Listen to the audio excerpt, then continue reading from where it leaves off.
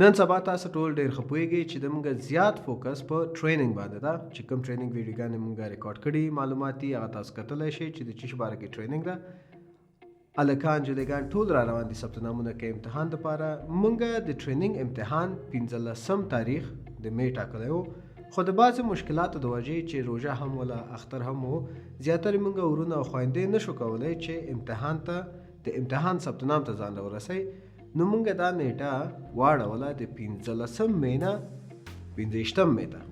نو اوس 9 ورځې تقریبا تاسو وخت لرئ، کولی شئ د 9 ورځې کې څومره هم دوستان چې دي هر څوک چې دي راشئ ثبت نام وکئ او په دې فکر نه اوسئ چې زه 15 می باندې ده، زه به 24 یا 23 باندې ثبت نام وکړم. خلاص څونه زر چې کېږي تاسو ثبت نام وکئ هغومره به یې تاسو چانسز زیات وي.